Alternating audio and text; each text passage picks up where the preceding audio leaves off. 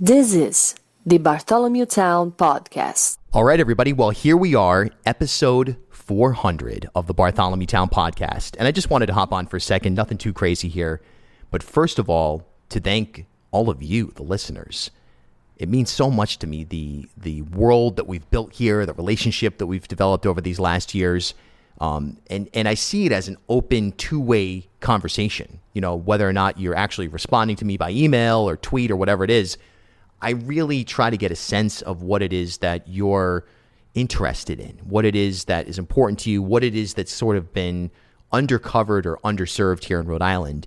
And your feedback, your attention, whether you listen to one episode out of 400 or if you listen every day or every day that there's a new episode, it really means so much to me. I want to thank the politicos, the newsmakers in Rhode Island here, the innovators, the artists, everybody who's been a part of this show as a guest or in one way, shape, or form, giving me insight into what's happening here in Rhode Island.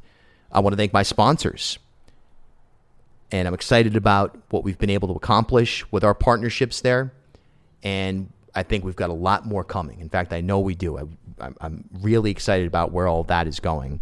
And that includes you who have been on the Patreon page. You know, your support as well has just been enormous and really has helped me to formulate this program from a practical standpoint.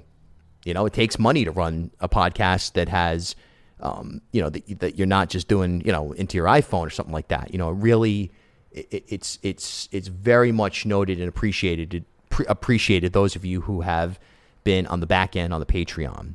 I want to thank my partners in the media, specifically Rhode Island PBS and WPRO Radio and what we've been able to build together. And I'm so excited about where all that is going as well. And as I reflect on 400 episodes here, I think back to when this began and where it began and why it began. And quite honestly, it was really because I just had an interest, a fascination with broadcasting and politics, particularly Rhode Island politics, and just kind of wanted a place to test that for myself. But also because I saw and sensed a void. And I'm not just talking about in the context of nobody else was doing a podcast, which really nobody else in the mainstream media anyway was podcasting. But just in terms of the voicing, the topics, the variety of acute issues balanced with major statewide issues, I felt like there was room to swoop in and start to pick up some of the areas that are undercovered or not covered at all. And honestly, today, every day, there are stories that I leave on the table, so to speak. And we have an unbelievable amount of things that are still entirely either completely ignored or uncovered or drastically undercovered here in Rhode Island. And, that's not a knock on the existing media. It's just the practical reality of what's going on when you take into consideration most media is bound by time constriction. They're bound by personnel limitations. They're bound by sometimes knowing who their audience is and what will interest that audience that will then get that audience to tune in and generate numbers that can turn into attractive platforms for advertisers. But when I look back on Bartholomewtown and our bread and butter and where we started in 2018 with these long-form, in-depth conversations with candidates for elected office, primarily, also newsmakers and in other contexts and members of the news media. That's our bread and butter. And obviously, we've been through a lot together. The show has grown. We have a lot of nuanced segments now. Some of the elements of the show have tightened up, and in some ways, it's a shorter presentation, generally speaking. And of course, COVID-19. I've told the story a million times. People are probably so sick of this if you're a regular listener, but I'll never forget that Sunday morning in March 2020 when I checked my email and noticed that I had an email from the governor's office that there was going to be a press briefing at the Department of Administration in like 25 minutes. and COVID-19 had come to Rhode Island. And boy, that not only changed all of our lives and impacted us in so many different ways, so many sad and scary ways. It exposed a lot of the rickety portions of our society, right? But it changed me, and it changed what this podcast meant to me and the responsibility that I saw and began to understand that having a platform with this kind of reach meant. And being in those press conferences every day and having that ambassadorship type role where we were able to communicate, we being you, the listeners, on a daily basis about what's important to you, what's missing, what's not getting out there, what particular uncertainty are you most concerned about. It changed my understanding of the relationship of or between a personality and an audience. It really did. And I have tried to maintain that same level of attention to what it is that the community is seeking every day since the origin of the COVID-19 pandemic here in Rhode Island. It really changed my thought process in terms of news gathering and original reporting. It changed my thought process in terms of formulating takes. And look, when the show began, I was in much more of a backseat.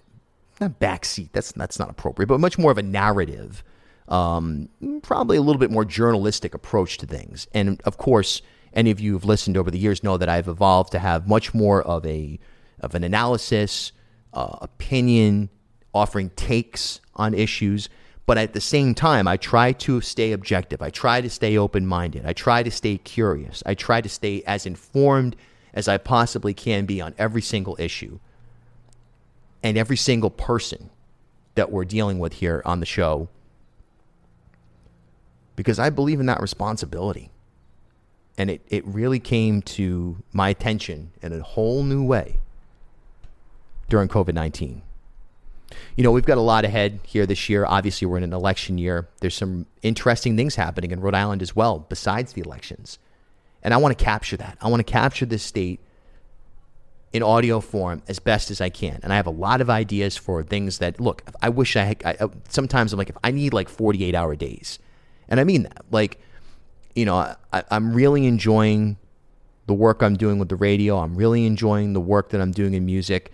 And I really enjoy the work I'm doing here. But I've also had less time to be out and about in the community because of all of that than I had for the last few years. But I'm going to try to find a way to get back out there to press conferences, but more than anything, just to see you guys, just to talk to you guys and try to capture the spirit of what's happening in Rhode Island, what people care about. That's my goal. Yes, we want to capture the insiders here on Bartholomewtown, but we want to capture the quote-unquote outsiders as well. That's the difference that I think we bring.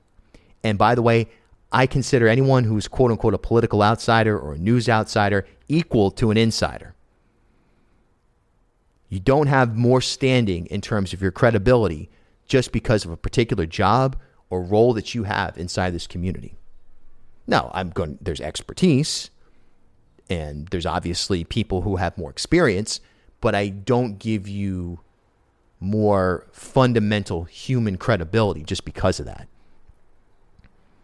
I think that's what I'm trying to continue to build on. It's trying to just understand that there's a lot out there that we want to talk about, that we want to share. We've been so distracted. I know so many people who are so distracted by, social media and so distracted by just the realities of right now. I mean, gosh, with the costs of housing and gas prices, and I know we could go on 50 different rants right now, but it's a struggle. It's a struggle for most people right now in one way, shape, or form.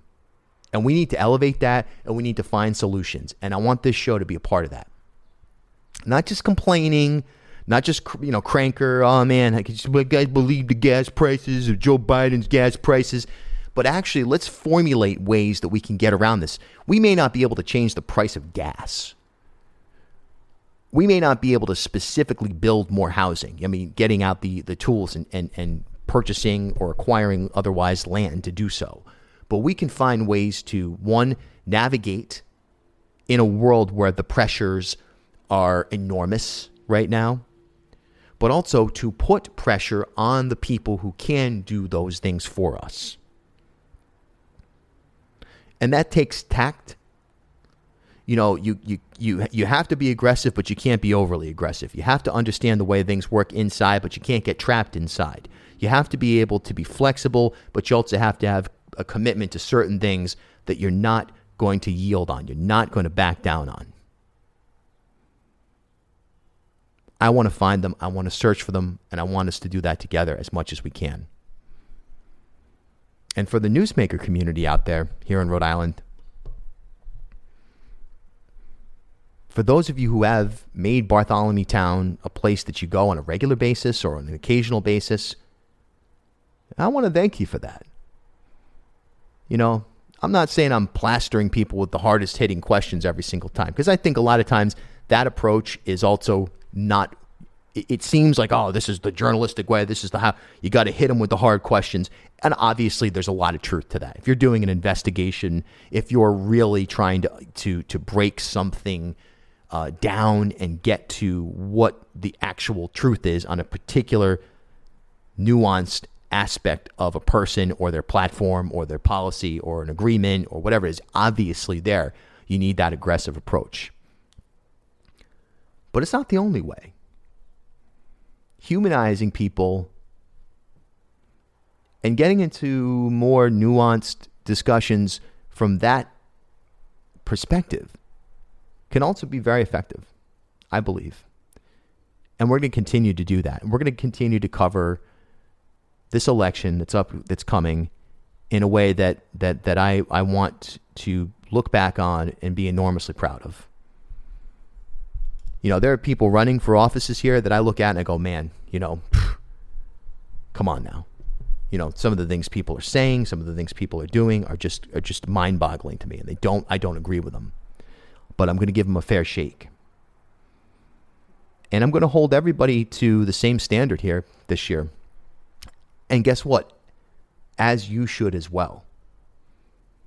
Because there are real challenges in Rhode Island that we've got to address. We've got a lot of opportunity now. And it's not just the fact that we've got a lot of money in the ARPA, the remaining ARPA dollars. There's an energy that I see in Providence. Check that. There's an energy that I feel in Providence. I feel it on Aquidneck Island. I feel it out on Block Island. I feel it in South County. I feel it in the northwest part of the state. I feel it in the East Bay. As I've spent time there in each of those locations over the last several months, there's a desire that's nothing to do with political party and nothing to do with necessarily even specific issues. But there's a desire to do more. There's a feeling that complacency just isn't going to cut it. That's what I want to tap into here on this show going forward in this election. Moving into terra incognito. How can we get to a point where Rhode Island is beyond anyone's wildest dreams? It's possible. This can be a very, very, very equitable and desirable place to be. It already is desirable in a lot of ways. And we can find ways to please as many people as possible, you know, in terms of any policy. There are happy mediums to just about everything. Then there are things that we're going to have to demand a lot more from as well. There are some things that when it comes to housing right now, when it comes to Airbnb and all that nonsense, you know, all that garbage, that runaway fake capitalism that's happening there, you know, we're going to have to dial that in. There's no more compromising there. Oh, but you know, it's capitalism. I bought these 3 houses in downtown Newport on the cheap, you know, and I've made them into little micro hotels. Well, too bad. That's the kind of stuff that we got to be aggressive on. But the day-to-day nuances of Rhode Island, I think we've got a great opportunity here. And I think this election if nothing else, can serve as an opportunity to vet all of that. So I want to thank all of you again, the listeners. Here we are. This is episode 400 of the Bartholomewtown Podcast. We got a long way to go. We're just getting started. I accept the challenge. I accept the responsibility of being in a platform like this. And I've got a lot of ideas creatively that I love to be able to execute. I'm trying to be candid right now. I'm actually trying to simplify the show. You may have noticed the last couple of episodes, for the most part, were garbage sounding. That's because my computer crashed and I was using like literally an iPhone and an iPad to make the content. Not that simple. That's not part of the plan. We're back online, by the way. Thanks to the Apple Store for fixing my computer. And thankfully, I backed up most of my stuff on my hard drive.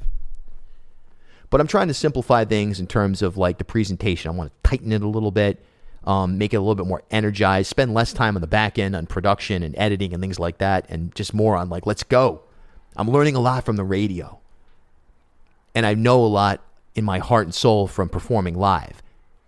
And I want to take that to this show and make it a little bit less rigid and formulated, and you might hear less music or less breaks and things like that, but I don't know. I've got some ideas. I want to add some video elements to it. All these things are on the horizon, and at some point maybe even return to in-person. You know, that's fascinating. When the podcast began, we were always in person. It always had somebody come into the loft, and it was magical. You know, seeing people who maybe had never been to Elmwood in Providence, or certainly if they hadn't been to this building. Coming into this place and seeing the art, seeing the instruments, feeling the experience, whether it was, you know, Senator Whitehouse or Governor McKee or whoever. I kind of want to get back to that. At the same time, with Zoom and quite frankly some of the newer software that I'm planning to roll out pretty soon, that actually give you a better quality audio and video than Zoom, but are the same idea. Being able to conduct podcasts remotely has given me a lot more access and opportunity in the moment, rather than saying, all right, let's get Congressman Langevin, you know, take a look at the schedule. All right, 3 weeks from now, we can get him over there. Awesome. Let's schedule it. How's one? Well, I can't do one. How's 2:15? Well, he can't do 2:15. All right, let's try for 1:30. Okay. Instead of that, it's like, well, let's get Congressman Langevin on at 10:30 today. We'll have him sign on. That has been enormous. And that obviously was birthed in COVID. Everyone's comfort with using this type of platforms like Zoom or whatever it may be. But I still want to do some in-person stuff, and I think we will, especially with the candidates. I think we'll be doing that on a kind of regular basis with certain candidates. But we'll see, you know, if it's easier for everybody and we can get the higher quality sound and video. Like I said, I really want to bring the video in. I've been hesitant to do it because it's so much work, but I'm finding ways, I say that not to sound lazy, but quite frankly, I just don't know if I have the time to sit here and edit video. I think I'd run out of time and not have it be garbage. But I see technology that is kind of integrating the audio and video into one recording and into one easier to work on platform. And so I think we're going to invest in that, and we're going to start to move in that direction as well, where we'll have video podcasts and more clips. You know, I know you guys love the clips, you know, the 1-minute clips that play. And just keep building it, because right now we got the podcast, we got the social media, we got the radio show, got the contributions to the newscasts on WPRO. And I'd love to see more come from this. And I've got some things in the works as well that I'm pretty excited about. But again, I want to thank my sponsors right now, the people who are actively on the show. Pure Vita, visit purevitalabs.com. Commonwealth Care Alliance, bringing uncommon care to Rhode Island. And PVD Fest. And we've got some really exciting sponsorships and partnerships coming up down the line as well. If you're interested in any of that, by the way, bill@ripodcast.com. All right, everybody. Episode 400 in the books. Hope it wasn't too much of a rambling rant. I just wanted to kind of turn it on and talk to you guys, because I'm very thankful for the world that we're building here together.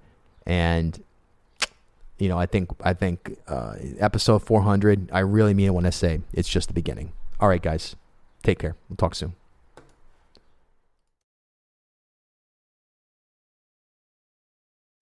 At HealthSource RI for Employers, we provide access to health insurance to more than 1,100 local businesses and nonprofits, and 96% of them renew through us every year.